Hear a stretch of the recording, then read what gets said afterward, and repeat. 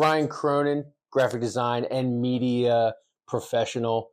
I know you've been in the business for a while, career professional. I want to talk about, before we get into it, you have a Grammy vote? Oh, no. So did we get bad info? No. So we no. So we are. No, I don't have a Grammy vote, so to speak. Yeah, I am on the Grammys for the Philadelphia chapter. Oh, okay. So when you have to get certain credentials, then anybody who's in the music world that actually gets like nominated, like you have like 2 or 3 people that actually put your name in a hat, then you go through a vetting process, and then eventually you get to be a Grammy member, and you just pay your monthly dues like any other membership. But when you get to a certain plateau and you have certain credits, then you can become a voting Grammy member. So whenever you watch the Grammys on TV, so to speak, most of those people you see that are in the audience, if they're not up for a Grammy, they're all members. So they're not open to the public, so to speak. Right. And it's all anybody who's a voting Grammy member, or even all the way in the back in the top, they're all regular local Grammy members. So no on the vote? You don't get to decide who wins best artist? Well, we all put our votes in. Like when you log into the I guess explain to me like I'm the dumbest person. Oh no, I mean it's really just like because we are. So whenever you're logging into a dashboard or any kind of membership website, you're hit with different things what you can do and what you can't do, so to speak. So when it's up for voting, there's a certain time frame where you can go in, and people are nominating artists for different Grammys. Mm-hmm. So a lot of things that's pretty funny with the Grammys is a lot of people look at the Grammys what you see on TV, and that's only like I think the top 10 popular ones, but the Grammys itself goes on for the entire weekend, and it's during the day, and there's smaller categories, meaning like I don't mean by smaller, but like different categories, like foreign categories or world. It's like the NFL. It's like the NFL draft. You know, yeah. I mean, yeah. And it's all weekend. It's all weekend long. So basically, when you get a chance to vote, you log into the dashboard, and they tell you who's up for what. You just take a listen, and then if you like who you like, then you just place the vote. Got it. So it's kind of like that. It's kind of like, hey, here's 4 guys in the best new R&B, category. You listen to 4 of their songs or samples that they give you, and then right there, you're placing the vote. For the most part, yeah. And that you first. And then obviously you got guys too. I mean, I try to keep it all local as I can, but eventually. I like it. And I'm always looking for something that's more new and exciting as opposed to same old everything everybody else hears. I'm always trying to go for the obscure thing. Have the Grammys happened yet? No, it's going to be the 2nd. Who are you voting for? Yo. Hello, Kyle. What are you doing? Nothing. Sitting here watching the game, smoking some Thrive. Are you all alone? Who's that? Yo, pick up the phone. What's up? Yo, Cheeto, pick up the phone. Yo. What's up?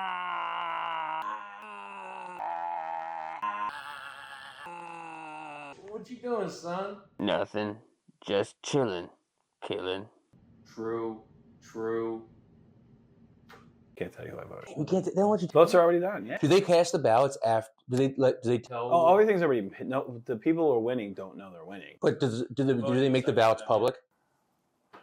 I don't know if they make them public. I never followed up because it's all the voting was done in November. So. Okay. I always think because I always like when people vote for the Hall of Fame, like in baseball, this is a big one because baseball is probably the last Hall of Fame that people actually give a shit about. A lot of the writers will now make their votes public. And then, like, when they vote for, like, MVP awards and Cy Youngs and stuff, a lot of the writers will make their votes public. You could do that, I guess. Yeah. But, I don't think anybody cares who I voted. Well, I want to know who voted for Macklemore over J. Cole for Best New Artist back in the day, because that was the worst vote of all time. That was me. Sorry about that one. Yeah. Or if you remember, the heavy metal, when heavy metal first came on the Grammys, the first person that won was Jethro Tull. Was it? And Really? Not at all. Wow. That was the biggest joke. It was up against Metallica and it was somebody else. And Jethro Tull won. And even Jethro Tull was like, why am I in this? Oh, cool. Do you have any votes that you regret looking back on them? No. I mean, you gotta remember, you like who you like in the moment, you know. This is kind of crazy. I did a lot of Lizzo votes back in the day, but, you know. Lizzo was fucking good. And she still is good. Oh, it's good. She's just got some shit going on. Yeah. Who doesn't? All right? The Stones are still fucking, and he snorted his father's ashes. So, I mean. Yeah, but that's always going to happen. You can't avoid that. That's par for the course. But That's awesome, man. It's so funny how like you have how many people are in the general voting, like thousands.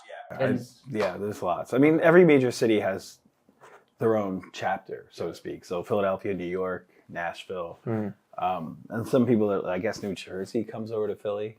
Of course.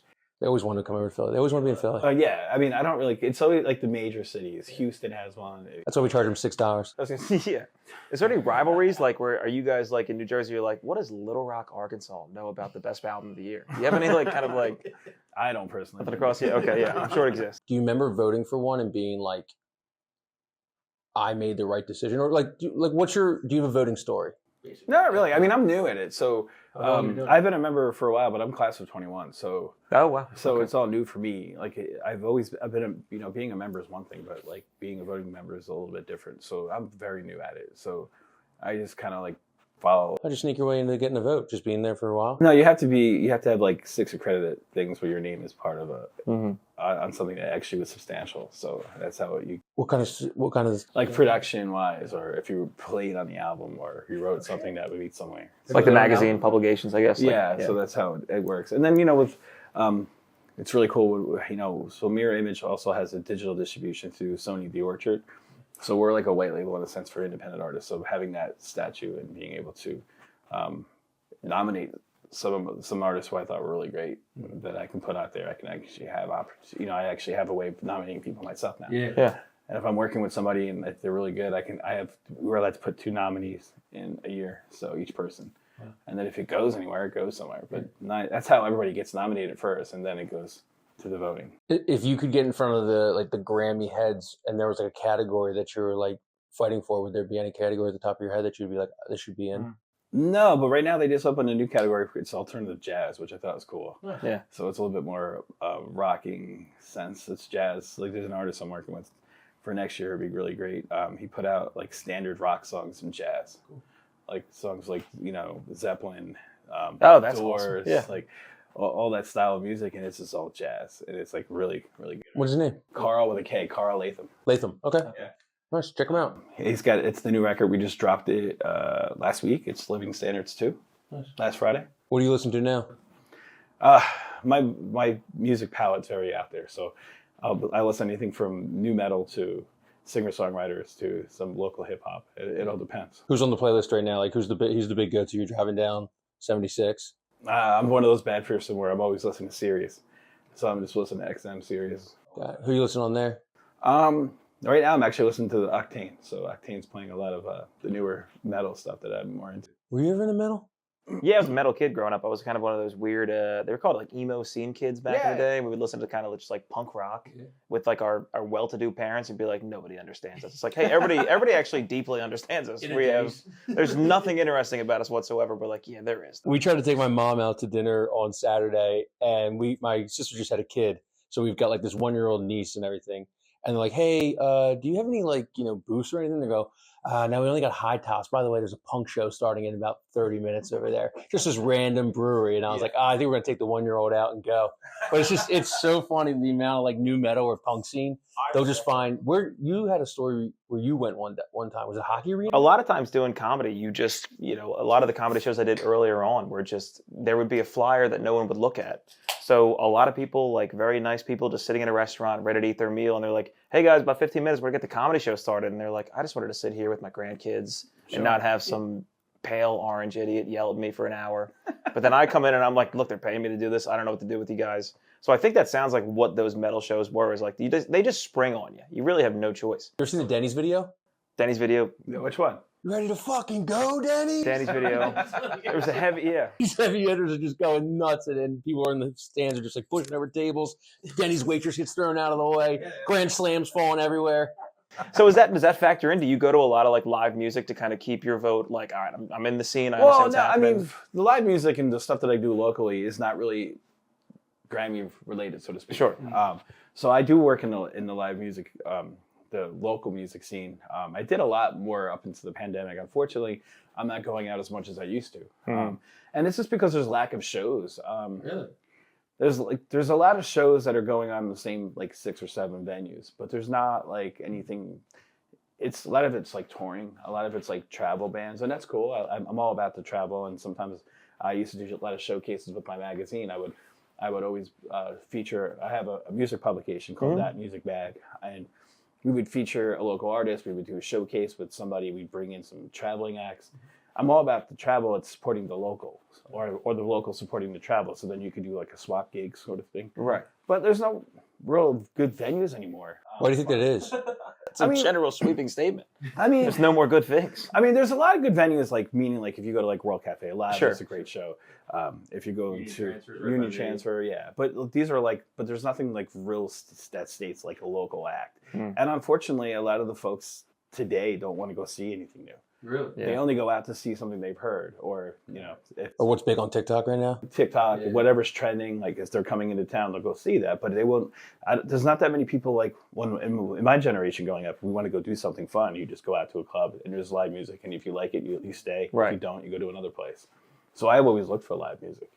So going out now, it's like you don't really just go out to look for live music. You kind of just have to like see who's on the schedule, and if you want to go check it out. And just 9 times out of 10, it's nothing really local. Do you think there's a lot like comedy? Afraid to try something different, or you think that's No, I think to me it seems like it's more like the bands now. The most popular bands that get booked at clubs and like bars are just cover bands. So you really don't get exposed to like actual new music, really, because, and I understand that it makes sense. It's like, let's play it safe. We'll play the hits. Everyone in this bar likes this song. Even if I suck at singing, at least they'll like that song. Yeah. I mean, it's tough. Like if they don't like your voice, they don't like your guitarist, they don't like your drummer, they could tune it out right away. So I think the bar, who is also financially invested in this decision, is like, let's not branch out too crazy. But I feel like there's kind of been, because of the internet, there's less kind of live music venues, because a lot of people are just like, I'll just watch it online. I don't really need to be there. True. For the most part. But sometimes it can work. If you do that, if you have a good following online, you can use that for something you do in local, which I think is great. And you should utilize that more. Unfortunately, when it comes to venues, and it's not like it's a negative thing. I'm not trying to dig into venues, because venues, they need to make money. Yeah. So what it comes down to, it's like if you have like Joe in his rock band and he only brings his mom and like 6 people. Yeah. You're spending a lot more money having Joe there. And Right. Yeah. Then And what was the difference back in the day? Because I feel like obviously these bands had to work for it, so there was Joe and 6 of his people. and it literally exactly the same thing, but there was more people interested because we didn't have the internet so much. So there was something, if you wanted to see something new and exciting, go out. The internet, as great as it also is oversaturated in a lot of ways. So podcast. There's pros and cons, yeah. But there's pros and cons, Sure. Yeah. My dad talked about like his buddies were in a band when he was like in his early 20s. And he was like, as the friend, I just liked going there and getting fucked up with them. And then it kind of just turned into like, they would just do covers. They'd slip in like an actual original the entire time. The guy still plays in Sea Isle now.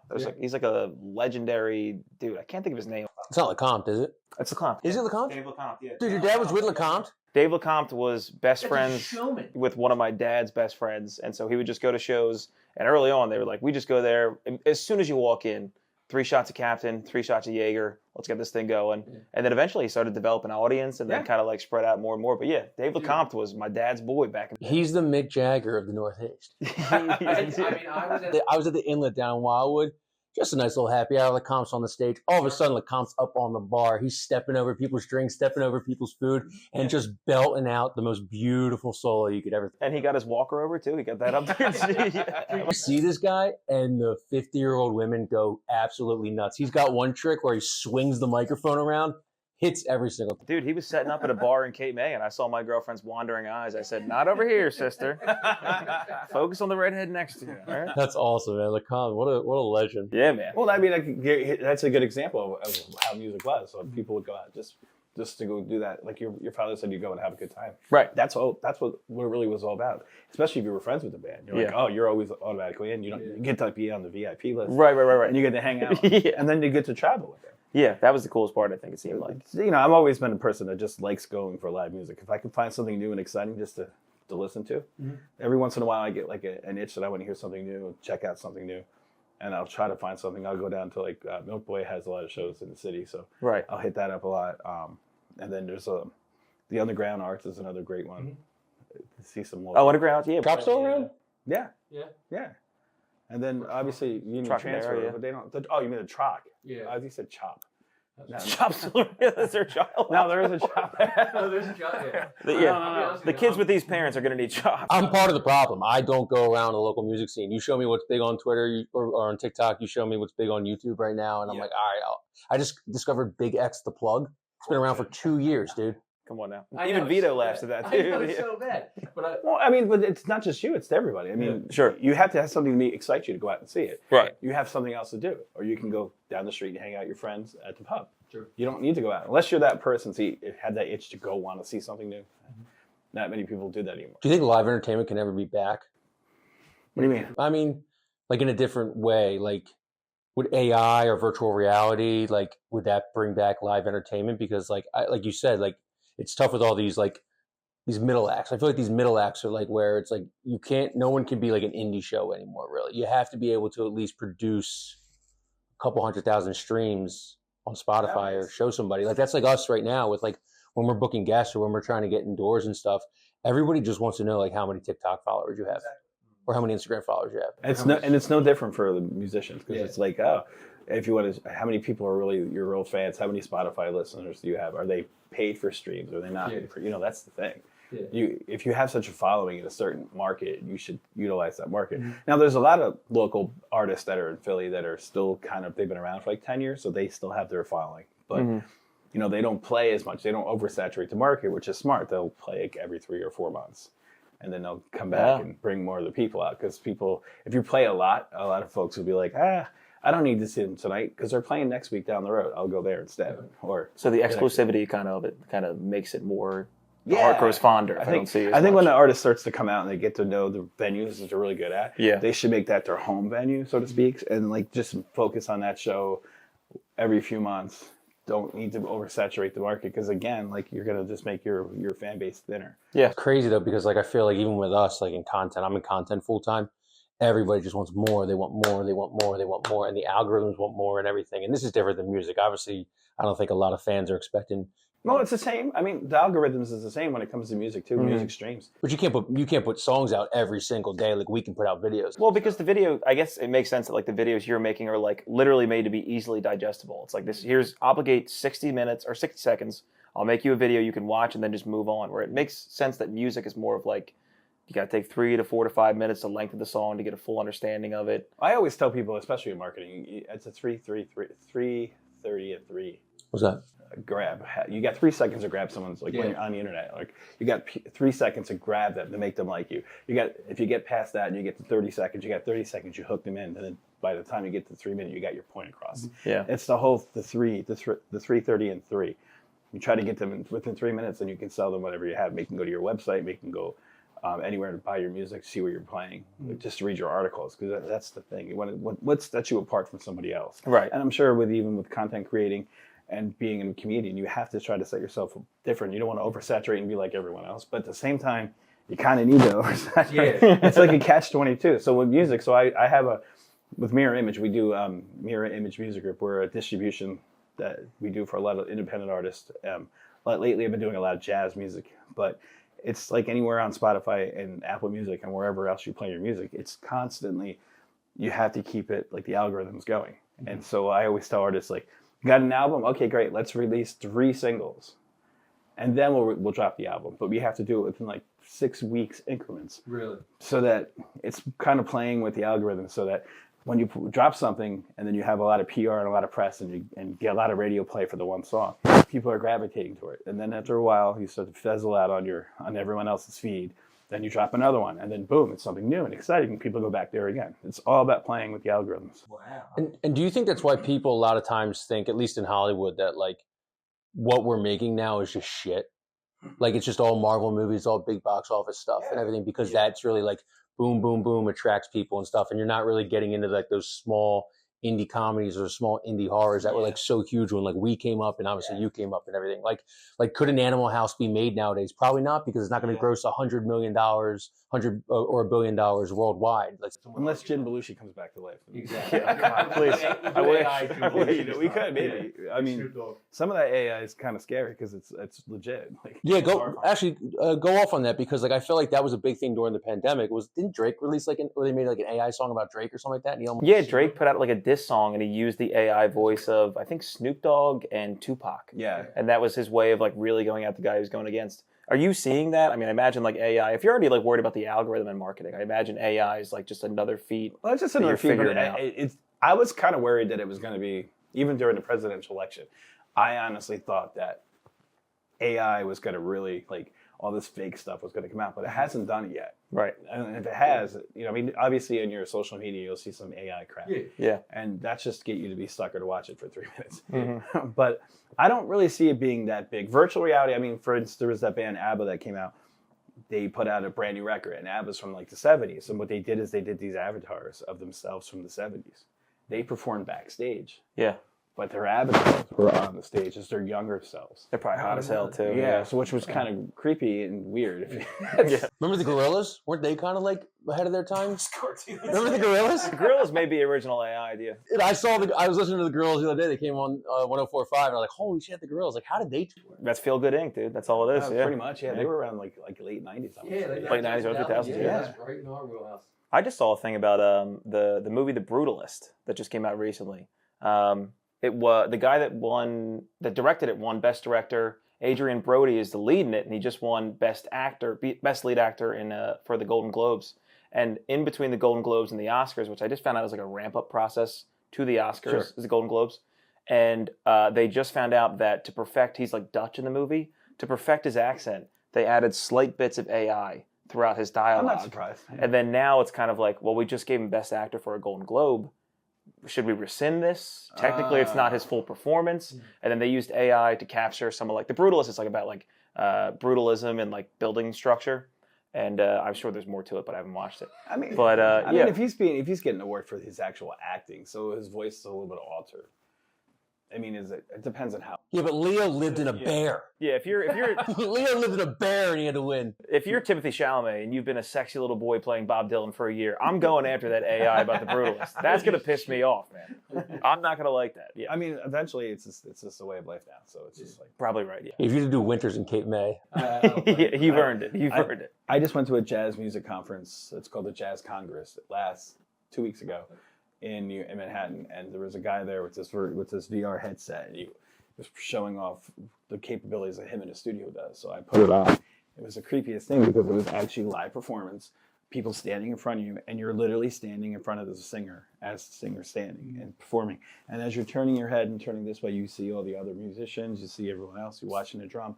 It was a live performance, but like in front of you. Right. And then at one point, I even was trying to step back, Yeah. but I couldn't because I'm like, I don't want to be that close to the singer. Right. Of course. Yeah. that's going to mess the money up because, like, don't these musicians get the most money out of, like, touring and merch? They do, but that's also for royalties too. So I guess what it comes down to the songwriters. The songwriters make the most money when it comes to anything. All that streaming stuff, you get nothing. That's I what mean, I've I heard, feel yeah. really. I mean, I feel awful because I think every 3 streams you get a penny. Really? Yeah. That's exactly right. So- Yeah. It's like only, like, your top 10 people, like, in the world can, like, make legitimate money off of strangers. Exactly. Yeah. And they're not even really doing it for them because, unfortunately, in the last 10 years, well, even more in the last decade, even you get merchandise. Like, I still make the merchandise for artists. People say to me, "You make CDs still?" I'm like, "Yeah, I make a ton of CDs all the Yeah. time." But that's not really they're not using the CDs for the sales of the music. They're using it for the merchandise now. Mm-hmm. So now they're spending extra money and putting in like the old inserts back in the day with like 12-page booklets and all these photos because Wow. people want that stuff. It And feels like, yeah. Vinyl, I know. I just got a vinyl record player last year for my birthday. It feels like there is a giant market for nostalgia now. Like the people love feeling how they felt 20 plus years ago. So I don't know what was in the water that like it makes us want to return to that. When I started my company in 2005, so this is my 20th year anniversary. So Mirror Image is now in 20 years, and when we started it, I was kind of late in the sense where I've always worked for another company beforehand in Manhattan. I ran a company up there for 10 years before I came to Philly. I'd say 05 is when we started. CDs and DVDs were always the thing to do. Mostly the CDs a lot. Every new artist would come out. I need 1,000 CDs. That was like the minimum where you could save money. Then you get stuck with them in your basement because you're not really moving the product. Right. But then you're also playing the CD and you're getting your, every time you have a metadata that's like installed into the CD, each track. So whenever it's played on the radio, because they're playing it off the track, you actually collect, that's how you get your royalty. Do you remember how much, like, a play would be? I don't remember what it was, but Was it better than 3 cents? it was better than 3 cents. Sure, yeah. It was a lot better. But the artists actually got paid performing. But songwriters always made the money because they wrote the songs. How'd you guys get in the radio stations? Like, was there just some like backdoor marketing in there? Oh, when I was doing it? Like when you were doing like, hey, scratch my back, I'll scratch yours, maybe. Well, what it came down to is actually I had a music publication. It was called Origivation, and I guess around 2007 is when I took it over. It was already 5 years established, and I just wanted to just add more fun to just reading an article in the paper because we were a printed magazine. So I would do like shows and do. I started off doing podcasts, and we would do a live show, and after each performance was done, I would actually interview them live, kind of like what we're doing now. I would do an interview live with the audience still there, and then we would use the recording for our podcast. Like a live podcast. I love that. That's nice. That's a great idea. And that was like 20 years ago you used to do that? I want to say around 08, 09. It's fairly groundbreaking. Yeah, I mean, that's got to be. I think Rogan was big on podcasts like 2006. Yeah, Bill Simmons was like right around that time too. Yeah, that's. And before we did that, I actually teamed up with a movie producer, a movie director. His name was Oliver Siren, and he came to me and said, "Hey, I got this idea." Because if you remember, the iPods started doing video. And this is before video actually launched. So we were one of the first pioneers to do a video podcast. Wow. So we did sort of the same thing where he would do the direct. I would find the artist. We would do a song, and he would direct the entire video. Anyone we know you did it with? What's that? Anyone, like any artist we know that you did? Anyone know? We did it with a lot of different artists. I don't know if any of them are still around. Maybe Show and Tell might be one of them. It's not familiar yet. I don't even think they're. That's what I mean. Unfortunately, these bands from Just kind of come and go. kind of come and go. Sure. Unfortunately, and I still have them all. I mean, it's great. But when you had the interview, we would do like a live interview in the studio. We would show the video that he created of the song, and then we would have a live performance of that, and it was over. And we were number one. I say we did like 35,000 downloads as the first one. So the City Paper put us on the cover of the City Paper, like our one claim to fame. Right. Like it was. I just got interviewed in the Metro Philly today, so I'm kind of on cloud nine. But it was one of those things where I didn't know where it was going to go. There's this client of mine. He put a movie together. I did his DVDs. He said, "Hey, let's do a podcast together. You know bands. I want to make videos." Okay, sure. Why not? Right. So we did it. But that's really cool because like the groundbreaking thing, like when Dane Cook did his whole like tour, was it Tourgasm, and they sold it to HBO. Yes. Stuff that was like ahead of its time too. Yeah. Like following around like a guy. Like now and then you see Taylor Swift. Now she's putting in like 100 theaters around the country and stuff. People are allowed to go there and watch her entire Eras tour now, which is it's crazy how it's kind of like become mainstream now. She was kind of one of those people that started out. I'm not saying that I'm not a fan of her. Be careful. Well, actually, let's make some headlines. We'll send this right out to T-Swiss right now. We'll get No, but as a professional, I think she was great. I mean, what she did, and when she answered all her fans, and having all these shows out there, and having she came to Philly, 3 sold out shows, and 20,000 people sitting outside the link. That's crazy. She could have sold out she could have sold out the Wells Fargo Center outside of the people who just. Yeah, she could sell it for a couple weeks. Yeah. Crazy. I don't see anybody doing that. No, I have never seen an artist, even artists that I love. Yeah. I'm not going to sit in the parking lot and just sing. But she's got this weird connection with her client. I mean, her clients, her fans, clients. She has this connection, which she's a great business person. Even now, I think with her going with Jason Kelsey, tickets even went up higher because you might get a chance. With Travis, yeah. No, not Jason. That's right. Travis, Jason. Sorry, guys. I don't give a shit. It means nothing to me, dude. They look the same to me. Yeah, exactly. All the Kelseys look the same to me. Yeah. Yeah, that's I kind of wonder about so you started in CDs predominantly and you still make them now, but technically you're in a tech space. Are you forecasting, okay, this will probably evolve into now it's on iPods. Now there's the iTunes store. Now the iTunes store is a subscription-based thing where it's the Apple Music. Are you looking forward to that and seeing how you adjust? I mean, I did adjust and I kind of went through it. I realized when the downloads first came out. See, from my perspective and the way I looked at it was CDs were always the way of doing things. Vinyl was always there. Vinyl supposedly went out, but it got reimbursed in 98, 99, 2000. Mm-hmm. The DJs were using vinyl and they were cutting their own remixes. That's what we were doing in the studio in New York. So we would actually take these DJs and these producers that would come in with the vocal tracks of like Whitney Houston and remix them. Yeah. And then they were huge, big hits. You know, it was awesome. The vinyl records were the thing. Sure. I guess. Well, I have a follow up dumb guy question because we're kind of famous for dumb guy questions. How the hell does a vinyl work? What do you mean?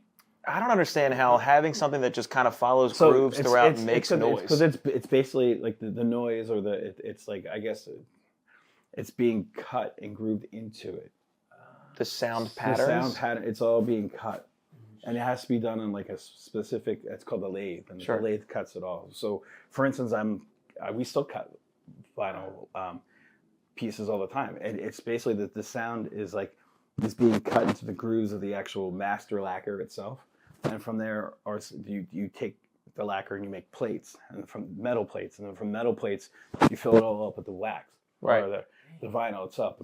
It's a messy, long, expensive process. Yeah. I mean, sure, it's very expensive, and that's why some of these artists, I think it's weird. They'll put out a vinyl record, and someone will buy it, and they'll never play it, and they'll put it on the shelf. And I'm like, to be able to cut and do the techniques that these engineers do to make it sound good on a vinyl record is expensive. Right. It's an art form, and then I always see like, so your fan bought it and put it on the shelf and never gonna play it. So it's like, it's just sitting there. So is the vinyl like? And I'm trying to get like a full understanding because I've always wondered about like the way you do nails on a chalkboard and it makes that sound. Okay. The vinyl is as if you're inscribing certain grooves to make the sound that replicates what the music is. Is that so something for the most part, because similar? it's all done about the repetitions, the RPM, like the speed and how it's being cut into it and how it's being played.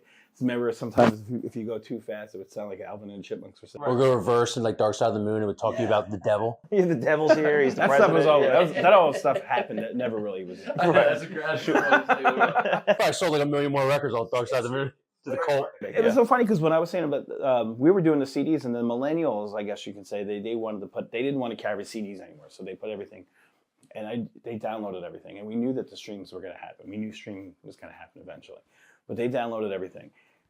And then, I had to do a change in my career in a sense where it's like, all right, so no one's really buying the CDs and the vinyl anymore, so I already had a place, I had artists that were working for me, graphic designing stuff, and we were printing the inserts. So then I decided to all right, let's go to my neighbors and say, hey, do you need a logo? Do you need menus? Do you need flyers? Do you need this? Business cards, we'll just go in that direction. So then I went into the other direction and did all like corporate stuff. Mm-hmm. So my business now is, I see 80% corporate and 20% music. Okay. It started out 100% music. Yeah. Right. But I still work with the music. And with the vinyl, I look at the younger generation. I guess it's Generation Z. Is that what it is now? The new one, yeah. Is that what it is? I think so, yeah. They just moved into a new Gen generation. Z. Yeah. They were mad because millennials got rid of the products, so they wanted the products back. Yeah. So like my daughter at 12 years old. So now they like products? They want more shit? They want shit. Like my daughter is 12. She goes to Urban Outfitters every week and buys a new record. Really? Yeah. Actually, I did catch my girl. She's getting me a new vinyl for my birthday. Yeah, I've done it a couple times. How do you like playing them though? I like playing them for about 2 weeks, and then I'll forget about them, and I'll just go to the Alexa and say, Alexa, play the song, because it's easier. Sure. That part's nice, yeah. Because I don't like how there's only 4 songs on each vinyl. I know you can probably get deluxe vinyl. The ones that I've gotten are all 4 songs, and then you got to flip it over, redo it, and all that stuff. Hit the right one, hit the right mark, and everything.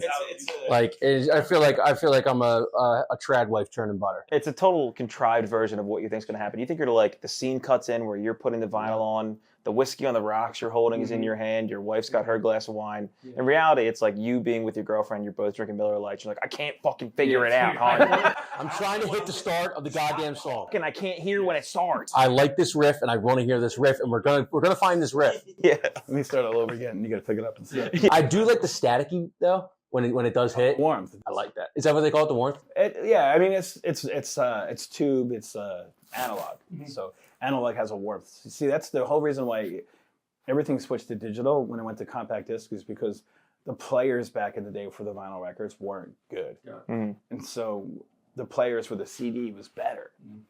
That's why the CD took over. Even though the actual warmth, you lose all that warmth, that clarity.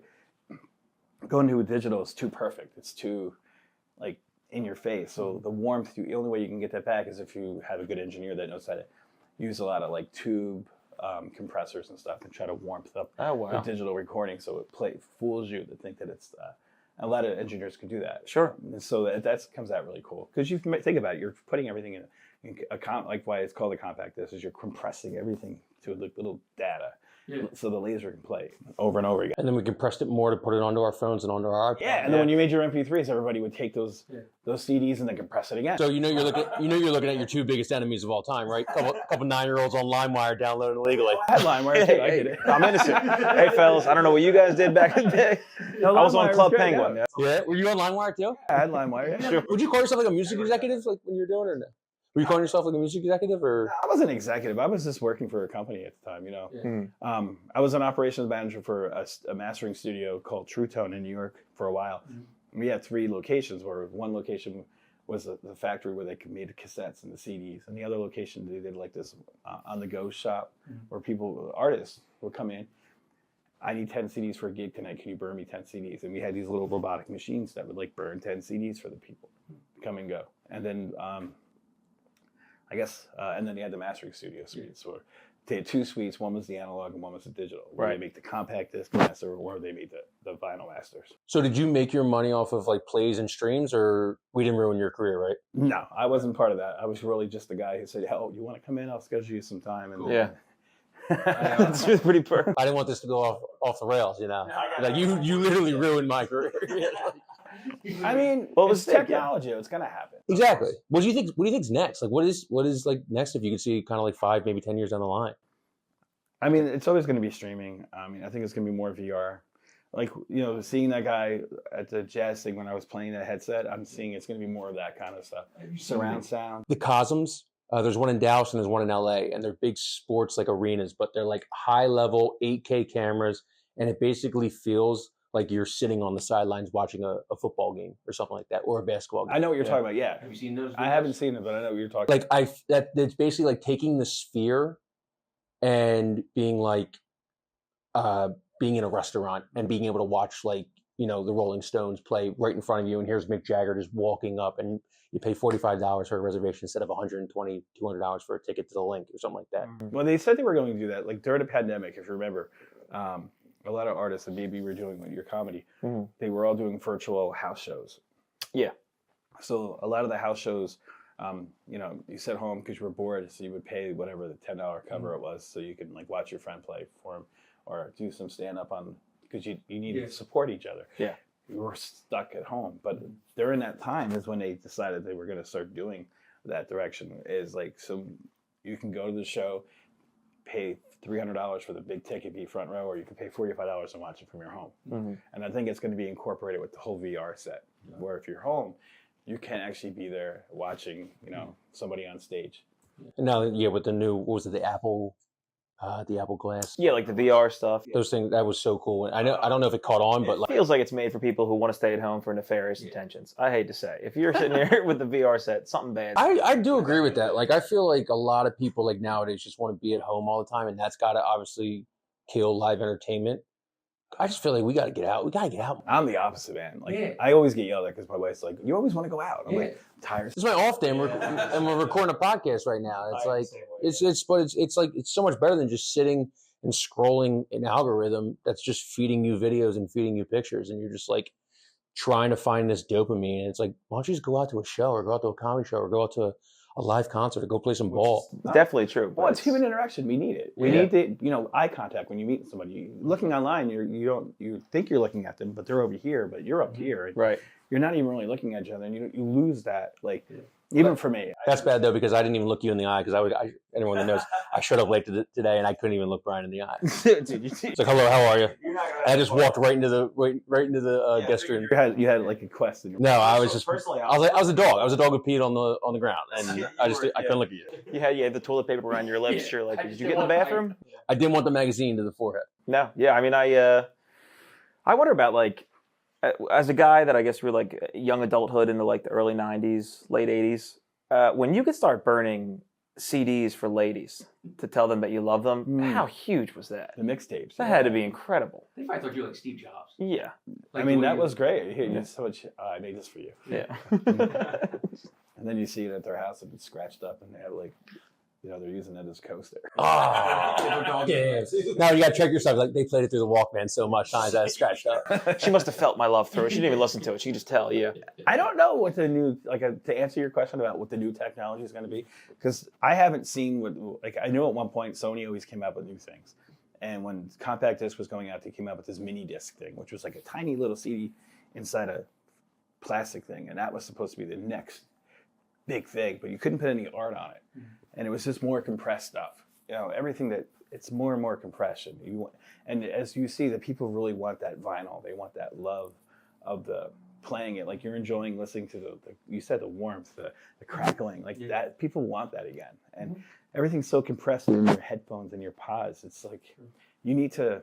I see right now it's going to stay the way it is for a while. And the only way I can see is bringing the VR into the incorporating into the live shows. We're making it affordable for customers, yeah. Yeah, I mean, nowadays you go to a show, you want to pay $65 for a T-shirt because that's how they make the money. Yeah, merch is getting crazy. Especially since I make it, I know how much it really costs. Yeah, we have a guest too, dude.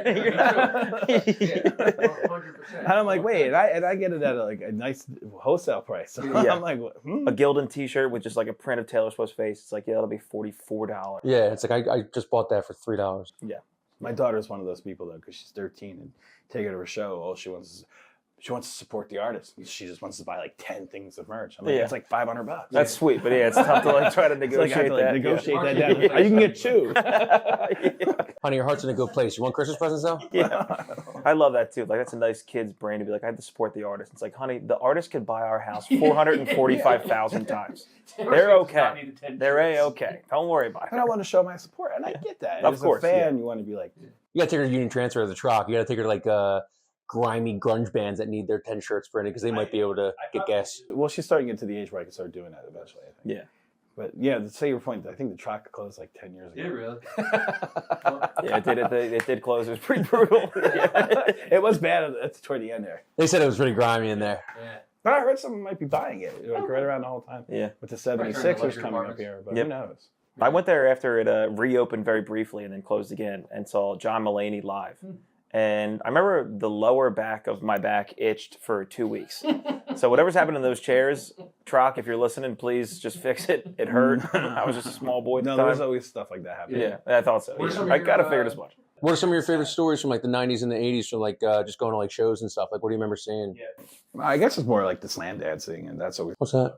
when people are like mosh pits. Like mosh pits? Yeah, I've always Really? enjoyed doing that. It's always just seeing a little bit, seeing somebody new and see how far they go. Yeah. Like, Do you remember, do you have any stories of like any bands that you're like, these guys are next up, they're going to be huge? I saw Alicia Keys perform when she was like just starting out at like a little thing in like Manhattan, and now look at her now. Like Did she you has a Broadway show.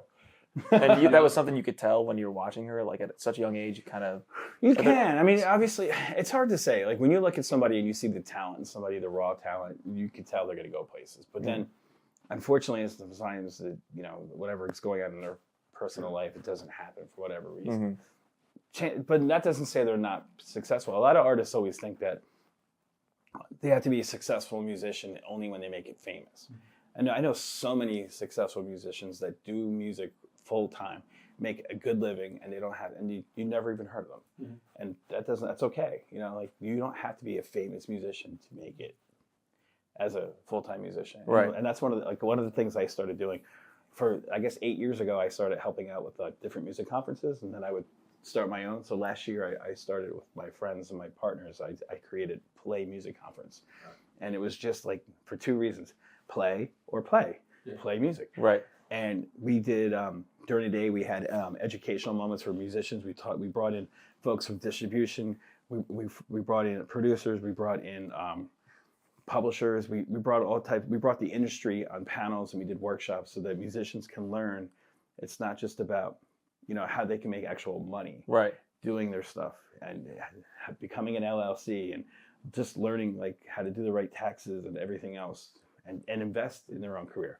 Because if you do that, if this is what you want to do full time, let's show you how to make the money. That's one of the things I like doing is I like to educate folks. And I even look at that with small businesses, doing the business stuff that I do. I do a lot of business networking, I'm putting together a small business expo in the fall. And the idea of that is like, we just wanted to show people how they can, expand their own network, how they can make money in different avenues, not just having the same way of thinking. That's more important, I think, now than ever. I mean, you see so many of these big businesses just eating everybody else's lunch and everything. I just feel like small business is kind of just, it's not really getting a chance, if that makes any sense. Like, there's some small businesses that are definitely, are better than other ones just because of innovation or, something that they've. It's all about their network, I think. Mm-hmm. Yeah. It's all about your life. Who do you know? Yeah. You can go to school and get all the degrees in the world, but you won't get a job. Right. It's about who you know can get you that job.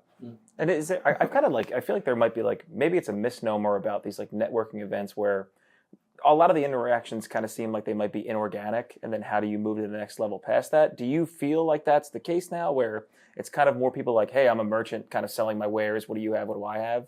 Or is it? It used to be important like that. It's not like that no more. And when I run mine, I kind of make it more lackey-loosey in a sense. Right. So, for better terms. So the idea is you come, it's happy hour, right? Mm. Come after work, you're gonna have a couple of drinks. You're gonna meet somebody that you may or may not be able to do business with.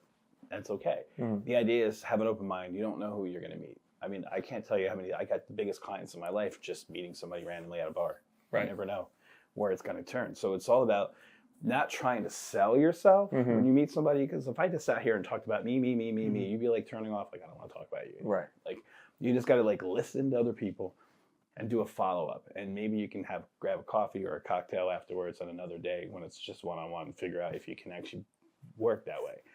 What I do at my events, you come in about an hour and a half into it. Depends on how many people I have. Usually I have anywhere from like 50 to 75 people at my events. So I try to break them down into like either 2 or 4 circles. And when you pull in with your friend, usually you grab your name tags together, and I try to color. So make it an opposite color from your friend. You don't realize it when you're coming in. Right. Because I want to separate you from your friend. Because your friend is going to be in your ear the whole time, and you're not going to meet anybody new. Right. So I get you into a couple circles, and then we, talk about who you are, what you do, and then I'll come up, whatever that night is, I'll come up with like a theme, or like tell us something fun about yourself, or tell us what you like to do in the summertime. What's your favorite pastime? Like, don't just be so much about work. Let's see who you are as a person. Right. Tell me something you can't find on Google about yourself. Like something simple like that. And that breaks the ice, because the people can actually sit and talk. And at least in that circle, you're now going to walk away with at least 7 new people that you met. Yeah. Rather than just being in a corner talking or being sold something, and then you're turned off and you don't want to go out anymore, because that's the point. You know what I mean? I like an icebreaker, because I think icebreakers get most of the credit for like saying something positive that you align with. But also an icebreaker would be, if some guy says something weird as hell, I'm like, I'm steering. If the guy's like, I Google the age of consent in every state, I'm like, yeah, I'm gonna not talk to him. They get too much credit for just the positive. I think there's a lot more negative that you're like, yeah, no thanks, I'm good. I do love an icebreaker. Do you have one on the top of your head that you always use? Give me one. I need a new one. Yeah, mine is I Google the age of consent in every state. No, I'm kidding. Freeze! I'm trying to think. I always did 2 truths and a lie when we were growing up, like in college and stuff, and it was like, ugh. That was a big that's one. not a bad one. I haven't done that in a while. Yeah, that's a good one. Sometimes it gets a little weird though. Truths and a lie about yourself, and you get to figure out which one's a lie. Why don't you let a couple riff? Let's do it. Let's do an extra. I don't have any. Handsome, tall as fuck, and Yeah, this game sucks, huh? I want to drink a lot. Yeah. What do you think artists now have more control over their careers and their money when it comes to like music executives now than they did maybe back in the 90s? Yeah, they do. I mean, because mostly nowadays is like they all created their own LLCs. Got it. So they hire their own people, So if I'm more control. So if I'm an artist, I'm gonna hire someone to run my stuff. So I'm gonna meet you. Right. If I like you, we interview. I'm gonna hire you. Now you're part of my team, and then I'm trusting everything in you to go hire the rest of the people. Yeah. That's nowadays all the independent artists are doing that, and the bigger guys are trying to come back in, and they did pretty well. I mean, Taylor Swift's a bigger person. Like she's on the because back in the day they used to like give you a ton of money, record and try to recoup all that money back, make the best album, and then you get these bands that they were getting like artists that were being signed that weren't all that great, and then they put out these records, and then when they put them on live, it was like they're not good because you want to have that live performance, man. When you go to a show, you don't want to listen to the record again. Mm-hmm. I get kind of annoyed like that with singers too. Like you could be a good singer if you're just standing there playing your guitar, you're boring for me. Like I want to be entertained. Like if I wanted to listen to the record at home or I wanted to stream you at home, I'm going to play you at home. I don't want to pay all this money to come see you live. So hear exactly what you sound like. Yeah, you want to get your money's worth out of it. I want to see the singer like do something crazy. Yeah, Pink, dude. I went to Pink in Citizens Bank Park. Lady was flying all around the stadium. Yeah. 200 levels and everything on this like little like trapeze kind of thing. It's amazing. One of the greatest performances I've ever seen in my life. So you don't have to listen to her sing. Yeah. Well, even to credit the guy down the Jersey Shore walking on the bar. Oh, come on. He's entertaining. Yeah. You know what I mean? Like Yeah.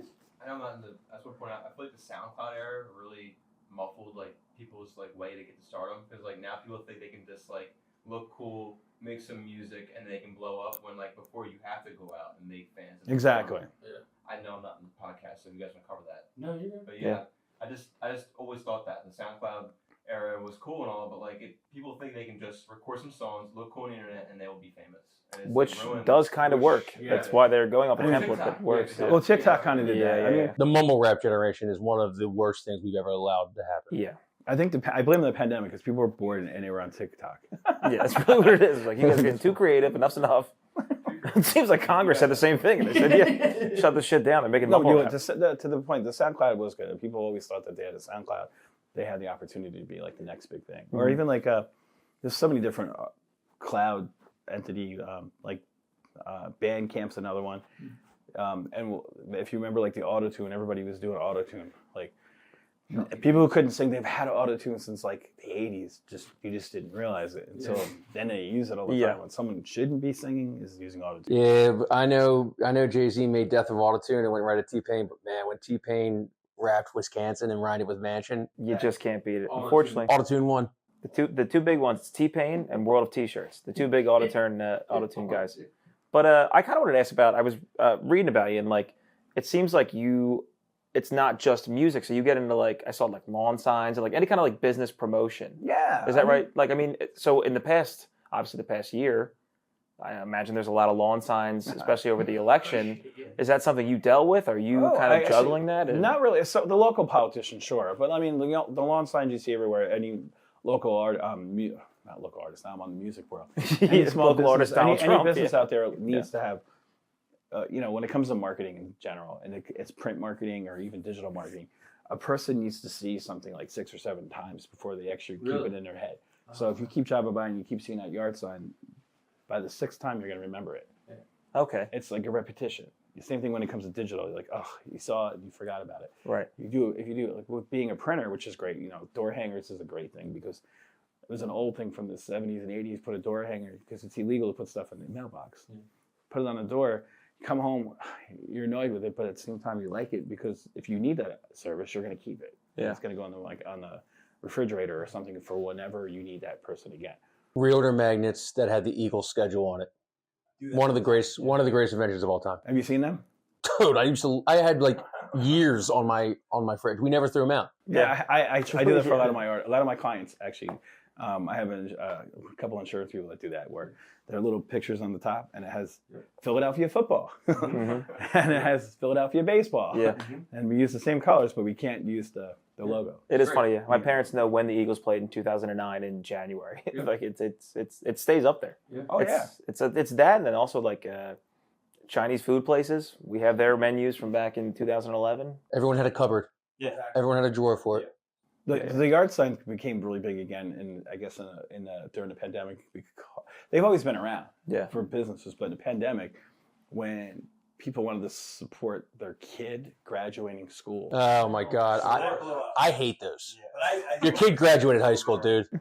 You put their picture on there, and you can put it in the front yard, and it's great, and it's awesome. It's personalized because Jenny Sue couldn't. Congratulations to Jenny. She got a 2.6. She got a 2.6. She snuck by. Some of them promote their high school graduation and what school they're going. Yeah, she's going to Delco Community College. They should actually just make signs that just say 2.6, and you're like, oh, so that's a community school. Got it. All right. Yeah. See you over there. I love you, Jenny. You worked hard, but did you really? Yeah. Put it on next slide. Yeah, you got a D in math. We'll see you in nursing school, sweetheart. Yeah. Your read on like some things that are like in the news right now. Obviously, like Drake is suing his label group, which is like insane to think about because like first of all, that's like the biggest label in the industry right now and stuff. Second, but it's not the first time an artist did something. No. What's your read on the situation? I mean, I think he's trying to show he wants to have his creativity. The label owns his entity in a sense. He wants to try to grab a hold of his entity and try to be himself.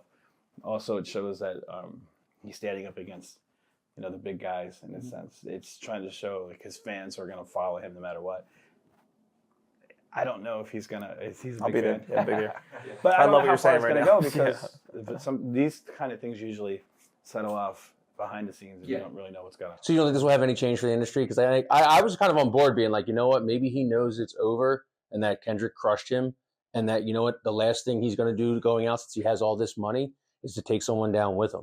And maybe it like sets the threshold for the next, 20 years for an artist. Yeah. If you remember, Prince did the same thing. So if you remember when Prince was around, remember he changed his name to the symbol? That's when that's when those are now. Because he wanted to get out of his contracts. Yeah. Mm-hmm. Because on the contract it says whatever name you change yourself to, this is always going to be, it's you no matter what your name is. But he changed it to a symbol, which I forget what, Arabic or whatever it is, that actually stood for Prince. Mm-hmm. So he never actually changed his name.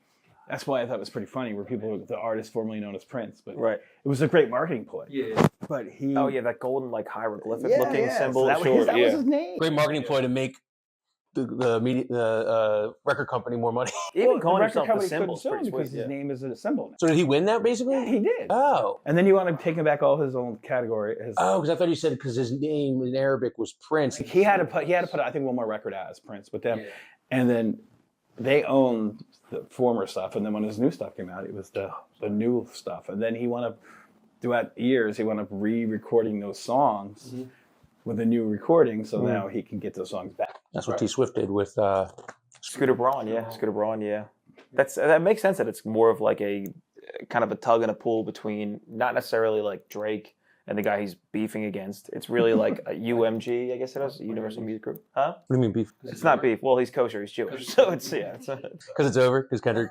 murdered him. Right. Well, I wouldn't agree with that, but I hear where you come from. Yeah, we can discuss that another time. But yeah, it makes sense. Yeah, I'm not brokenhearted at all. It's totally fine. Whatever, dude.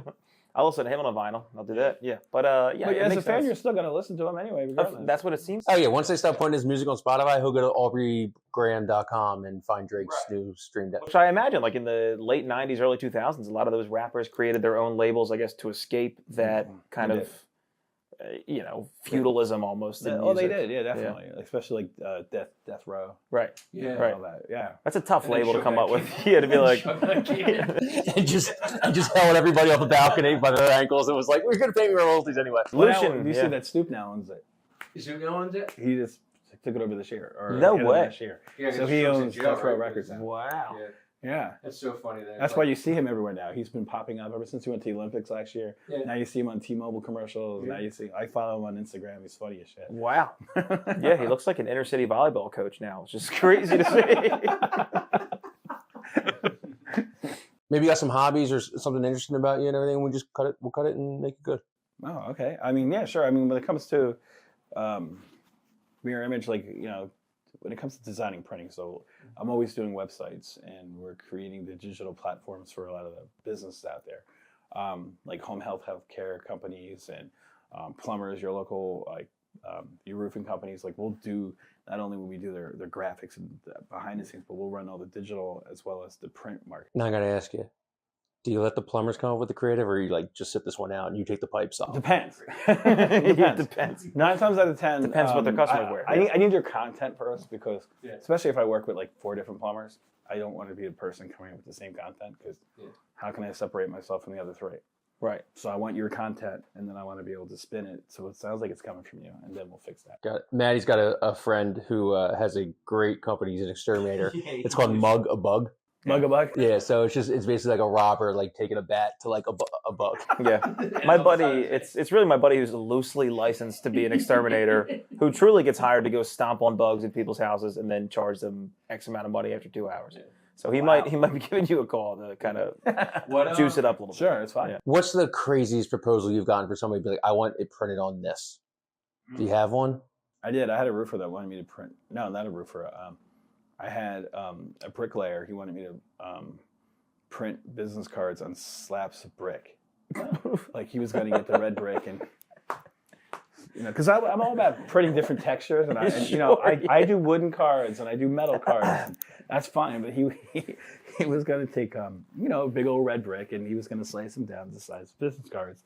And the only way you can print on that is like silk screening, which is fine. But if you know anything about like masonry or anything, there's holes and shit that goes in between there. So every slice there's going to be a different hole. So if you're using the same design, like you're going to lose letters. And I'm guessing the brick probably like it does like if you like. It is malleable, so it's like it will like kind of like break off a little bit. Oh yeah, I mean, and I'm also like, he was really about. I mean, I love the passion that he wanted to step out and be different. You need guys like that, yeah. But at the same time, I'm like, can't we just do some kind of texture and make it feel like brick? Because nobody wants a slab of brick in their pocket. Yeah, if you gave me a. It's true. Then I got brick, crumbs of brick in my pocket. I'm like, what? I'm not calling this guy. Get this shit out of here. So I that was the most craziest thing I had. Yeah, that seems a little spooky. I did have a funny. I had a woman call me. She did her own podcast, and she called me because my company's called Mirror Image, and she thought that because every time she saw herself doing videos, everything was reversed. And so I found out that she wanted me to print. She originally wanted me to print banners to go behind her head that were reverse printed. Okay. And I'm like, yeah, I can print anything you want. I'm like, why? And so me having a conversation, I'm like, why do you want it reversed? Just curious. She's like, well, when I do my podcast, I want everyone to see my stuff, but every time I look at it, it's backwards. And I'm like, you do realize it's the people on the other side are seeing it the right way. You're looking at it from so, too many podcasts, Brian. There's too many fucking podcasts in this world. It was great. I got the account anyway. She was like Did you end up doing that, or was she like, okay, we're gonna? I actually what I did is I printed. I did do it. And I sent it to her and I said, before I print this, I go print this out on a piece of paper and put it behind you and see what you think. Yeah. And she's like, it's backwards. I love the idea of, like, the word behind her is yay. She's like, I think it's backwards. It's like, that still works. It's funny that she's actually got a top 5 podcast in the world. Yeah, it's called Call Her Daddy. But I talked her into it. We printed it the right way, and she wanted to become a good printer. I mean, a good client, but she's all the way down in like Texas. But the only reason why she found me is because of my name. So she thought I was going to be able to reverse. To mirror the image. Okay, how about that? Wow. That's pretty funny. A lot of blonde clients. Got it. Yeah, of course. Yeah. I literally put her on mute when I was on the phone, and I was laughing. Like, I had a hard time. It's unbelievable. Our poor listeners that are watching this backwards right now. Yeah, poor guys. If you could only understand what we're doing, dude. I'm actually totally handsome. I don't look like this on camera. Yeah, this is totally reversed. Your face is reversed. My face is totally reversed. What do you do for fun? Anything? The hobbies wise? No, I mean, obviously, I like to go see live music. I do anything outdoors. Matter of fact, I'm getting ready to go to Mexico in 2 days. Get out of this cold. I like going to the beaches, camping, anything outdoors, hiking. I just like being out there. Will you do the music scene down there? New Mexico? Yeah, you ever go down there? I mean, I would love to, but it's kind of blowing up right now. New Mexico is becoming like a whole new hotspot. It seems like. We're going to Mexico. Or Mexico City. I'm sorry, Mexico City. Mexico. There's nothing else to do. There's no water there. So. A lot of Americans. Yeah, you got to get the water there. You kind of need water there. Immigrating out. Well, there's a lot of dance down there. I noticed. Like when I went down there last year, I've been going every year. That there was some kind of last December they had this like dance festival going on in the same hotel I was at. I wasn't part of it, but I was invited to because I was staying there. But it was crazy the people the things they were doing. Yeah. I've sniffed stuff that makes me dance too, so I can totally see where they're coming from. Yeah. But it seems to be a big dance market there. Yeah, sure. What's something in like the music scene right now, like the localized music scene? Like who should people be checking out that you might have found? That I might have found. I mean, there's an artist that's been around for a while. His name is John Fay, a really good artist. He's been in different groups, I guess about 6 or 7 different groups since like the 90s, but he's still going out there. He's still chugging it. He just did a show at the Arbor Music Hall in December. Oh, wow. Sold it out. He's somebody I would look into. Any of your playlists right now, like new guys locally that people should be checking out? Like a new metal scene that you've been enjoying? New metal scene? Or anyone in general? I don't have anybody that's actually new at the moment. That's in my regular playlist. That's why I need to go look for some more. Yeah. Sure. Yeah. How about you, Vito? You got anybody? Big X to plug? I got Big X to plug. Check out Big X to plug. Yeah, they already checked him out. They know. Shout out Ryan, good feeling. I like Mount Joy a lot. Oh, yeah, they're really good. Mount Joy's great. They've been around for a while, but I just discovered them like this year. Well, you discovered it over the Christmas. I'm very behind on the. No, Mount Joy's been around a while, actually, and they're really, really good. Yeah. The whole. And they're Eagles fans, which I always appreciate. Well, of course. Yeah. Kyle hit me some stuff. He's like, you heard of Linkin Park before? This new band? I'm like, yeah, I've heard the rumors. Yeah. Well, they're back again with a new singer. Oh, new singer? Yeah, new female singer. A female singer. And you won't believe that their grungy early 2000s male fans are not pumped about it. Who would have thought? I listened to the new reviews. song. I was, Yeah, I don't. It's not great, but some of the reviews I've seen are like, all right, fellas, settle down. Well, you got to understand too, like when it comes to like bands, like so if you have a full band of like 4 or 5 guys or women in the band, if you change out an instrument, so to speak, you may notice a slight difference. Mm-hmm. When you change out the singer, that is the main issue. Yeah, it's you kind of can't fix it. Jay-Z might going to Slammer. Linkin Park's got a female front lead. It's this world coming to. I mean, she's Recreate not a that bad album. singer, but it's just not the new music. I mean, it's the new direction. So, but at the same time, it's like, do you keep the same name? I don't know. Yeah, getting somebody like Chester Benningfield, the lead singer, like the way he sang and how he was, where he's both like screamer and singer, and you replace it with what looks like a 22-year-old woman. That's Yes, that's she's big shoes to fill. Which I did see. I saw Queen with who that guy from American Idol. David Archuleta? No, it wasn't Archuleta. They had like 4 different singers. Yeah, but it was American Adam Something. Yeah, he was Lambert. Really Adam Lambert. Queen with Adam Lambert. John Mayer did it with the Dead and stuff. Yeah. Like there are like some good. John Mayer kind of became. He finally only just left, but he pretty much was the Dead for a while. Like he wasn't even, and you never even knew. Like I didn't even know, other than his John Mayer songs. Like you've known him back from like early 2000s. Mm-hmm. Then you listen to him with like he's actually a really good guitar player, and I had no idea. Yeah. Oh, really? Yeah. Oh yeah. No, he's a great musician. But like those guys, like, and it's kind of good because like the young guys breathe new life into like. I mean, not everyone can be Mick Jagger, who's like still killing it at this 82. age. Yeah, which is crazy. He was on tour last It's my buddy was there. He was sending me videos. I'm like, how is Jagger still moving like this? time. He's got the moves. Anyway, I thought it was great because they were sponsored by ARP.